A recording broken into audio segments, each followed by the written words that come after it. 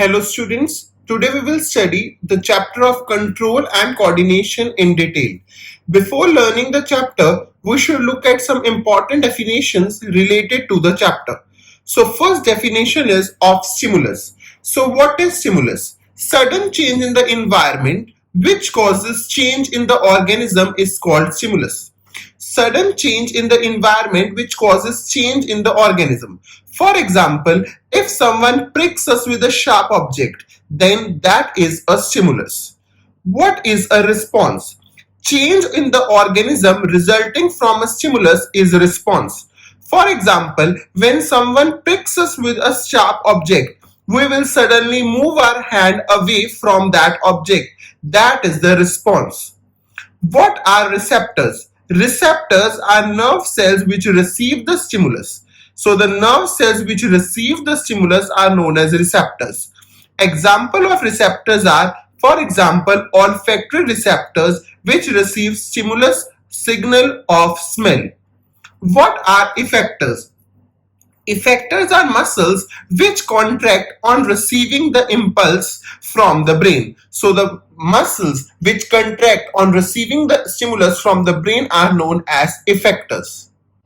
Now let us look at pathway of nerve impulse. Whenever stimulus is applied on the body, this stimulus is received by the receptors present in the body. The receptors give these signals to the sensory neuron. From the sensory neuron, the stimulus reaches the brain. The brain interprets the signal and through motor neurons send the signal to the effector organ, which is muscle, where response is produced. So stimulus would be first received by receptors. Receptors would give this signal to the brain by the help of sensory neuron. With the help of motor neuron, brain will give this stimulus to the muscles where response would be produced. Now what is neuron? Neuron is structural and functional unit of nervous system. Neuron consists of three main parts: the cell body or the cyton, this is the cell body or the cyton, dendrite, and the axon.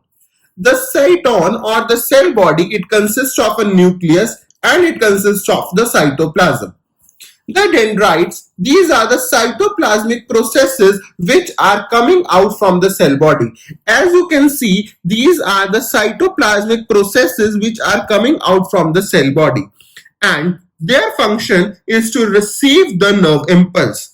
And axon is a long process which is coming out from the cyton or the cell body. So long process coming out from the cell body. The end portion of the axon are known as axon bulbs, which have neurotransmitters stored in them.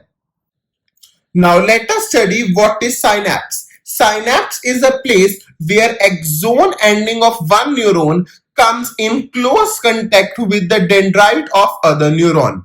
Let us understand this with the help of a diagram. This is the diagram of synapse. Here, axon ending of one neuron are coming in close contact with the dendrites of other neuron. This is synapse. The gap between this is known as synaptic cleft. The gap between axon ending of one neuron and dendrites of other neuron is known as the synaptic cleft.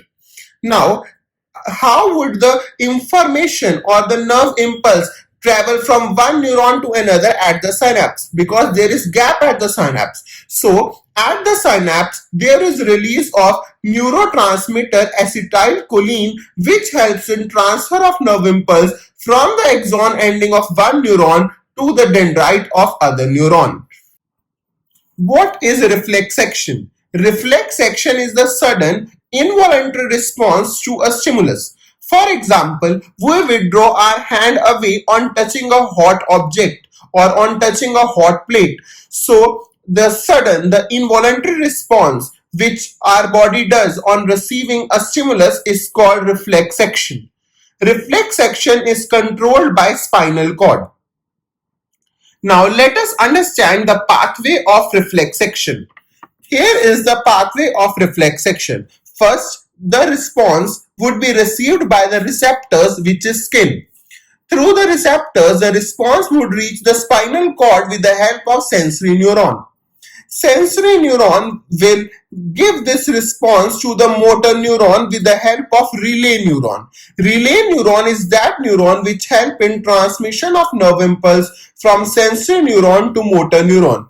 Motor neuron will then carry this impulse to the effector muscles where response would be produced. So this pathway from the receptor to the sensory neuron, from sensory neuron to spinal cord, then to relay neuron, from relay neuron to motor neuron, and then to the effector muscle where response is produced is known as reflex arc. So the pathway which the impulse travel during the reflex action is known as reflex arc.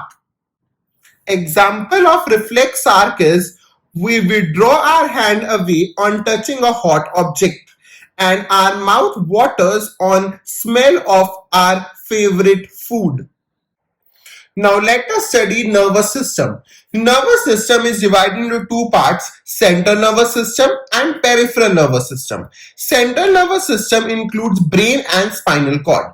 Let us study brain first. Brain is the main control and coordination center of the body. Brain is protected by skull, which is known as cranium. So brain is protected by an outer bony covering which is known as skull or cranium. Brain is covered by membranes called meninges. Brain is also covered by membranes which are known as meninges. The space between the meninges is filled by cerebrospinal fluid, which helps in protecting the brain from shock. There are three main regions of brain: forebrain, midbrain, and hindbrain. So brain is divided into three main regions: forebrain, midbrain, hindbrain. Forebrain is further divided into two parts: cerebrum and diencephalon. Diencephalon consists of two parts: thalamus, hypothalamus. Hindbrain consists of further of three parts: cerebellum, pons, and medulla. Now let us look at functions of main parts of the brain. First is the cerebrum. Cerebrum is the major part of the brain, and it is also the largest part of the brain. Cerebrum, it is main thinking part of the brain. Cerebrum consists of two cerebral hemispheres which are connected to each other by a fibrous covering called corpus callosum. So there are two cerebral hemispheres which are interconnected by a fibrous band which is known as corpus callosum. We can understand this with the help of a diagram. For example, if these are the two cerebral hemispheres, then they would be connected by a fibrous band which would be known as corpus callosum. So the cerebrum consists of two cerebral hemispheres connected by a fibrous band called corpus callosum. Now the main part of cerebrum is the thinking. The main function of cerebrum is thinking. It also consists of centers for memory, learning, hearing, speech, understanding.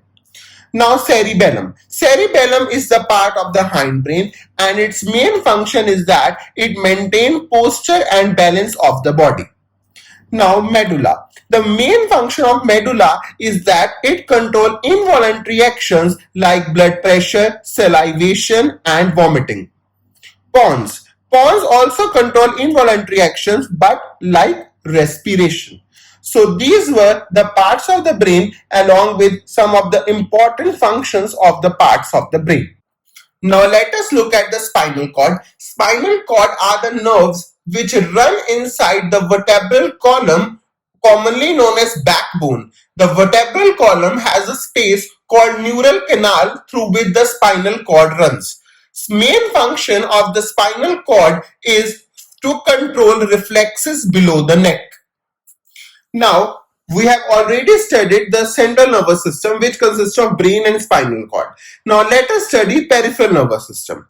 The main function of peripheral nervous system is to connect central nervous system with the rest part of the body.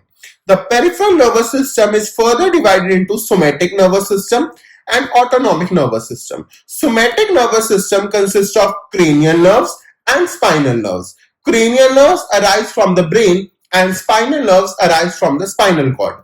Autonomic nervous system further consists of sympathetic nervous system and parasympathetic nervous system. Sympathetic nervous system, it is activated in the case of emergency, whereas parasympathetic nervous system is activated normally during normal body functioning. Now let us study tropic movements. Tropic movements are growth dependent directional movements of the plant. There are various types of tropic movements. For example, phototropism, it means movement of plant part towards light. Geotropism, which means movement of plant part towards gravity. Now, let us understand phototropism. Phototropism is shown by sunflower. For example, the shoot of the sunflower bends towards light. It is an example of phototropic movement. So, shoots are always positive phototropic, whereas roots are always negative phototropic. Now let us understand geotropism. Geotropism is movement of the plant part towards gravity. Roots are always positive geotropic, whereas shoot which grow against the gravity, they are always negative geotropic. Next comes thigmotropism. Thigmotropism is movement of plant part towards touch. For example, the tendril, which is the stem modification, they coil around the support. This is the example of thigmotropism. Hydrotropism. Hydrotropism is movement of plant part towards water. We know root always grow in direction of water. So roots are positive hydrotropic. Chemotropism. Chemotropism is movement of plant part towards chemical. For example, growth of pollen tube towards the stigma when it lands on the stigma. So the growth of the pollen tube towards the ovary when it lands on the stigma is the example of chemotropism.